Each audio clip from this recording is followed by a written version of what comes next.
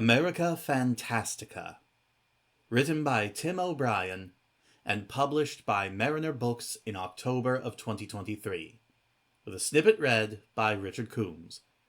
Available for checkout right now at the Alice Pendleton Library. The contagion was as old as Africa, older than Babylon, wafting from century to century upon sunlight and moonbeams and the vibrations of wagging tongues. During the second decade of the 21st century, the contagion alighted in Fulda, California, riding aboard the bites of a MacBook Air. Dink O'Neill, warlord of the Fulda Holy Rollers, infected his brother Chubb, Fulda's mayor, who infected Chamber of Commerce President Earl Fenstermarcher, who that evening headlined his weekly blog with the bulletin that a South Beach ennui had been imprisoned in the U.S. Senate cloakroom for disclosing that Form 1040 caused infidelity, infertility, and testicular cancers. The news spread quickly.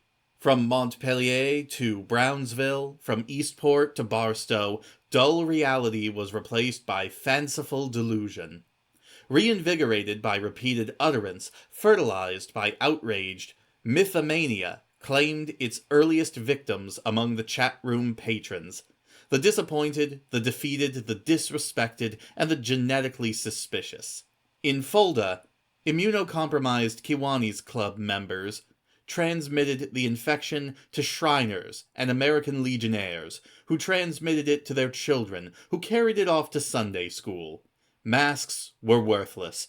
The disease spread northward, into Oregon, eastward, into Idaho, arriving on Pennsylvania Avenue in January of 2017.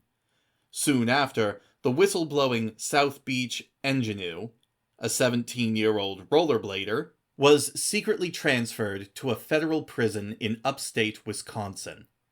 Reptiles manned the IRS phone banks. Locusts ate the truth. Walls went up along the Rio Grande. Alt-right fellow travelers, women included, had long ago forgiven POTUS's locker room lies. Time passed. By the summer of 2019, as glaciers melted and as chunks of civility calved from the body politic, the mythomaniacs had taken refuge in a world of their own construction.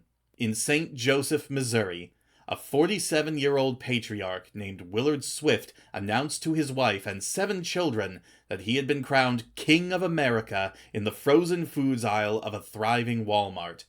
That evening, King Swift deposited the remains of his family in 8 50-gallon Rubbermaid recycling bins topped off with kitty litter.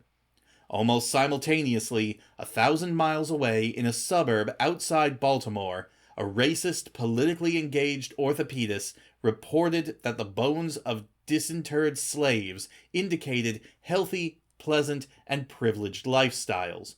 The 13th Amendment, he said, was a waste of words. In New Mexico, highway speed limits were challenged as infringements on core liberties.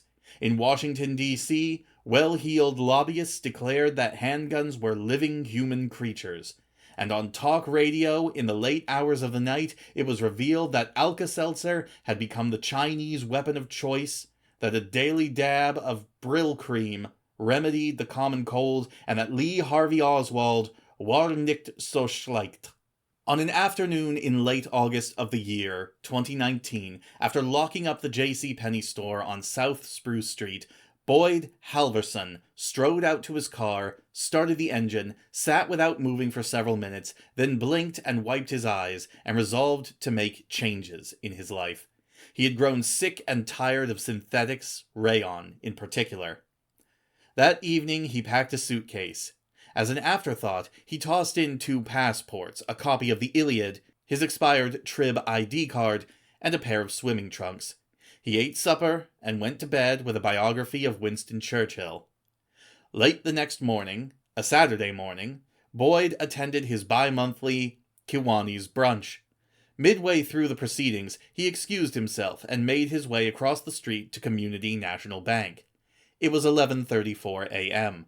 The bank closed at noon on Saturdays, and only a single employee was on duty, a diminutive redhead named Angie Bing.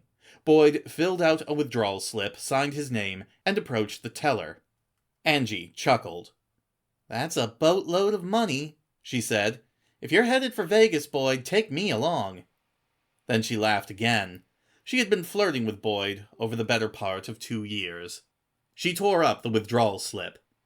300 grand we don't have. What else can I do for you?" "How much is on hand, would you say?" "On hand?" "I'll want all of it." "You're robbing me?" "Not you," said Boyd. He took out his gun and showed it to her. It was not a toy. It was a Temptation .38 special.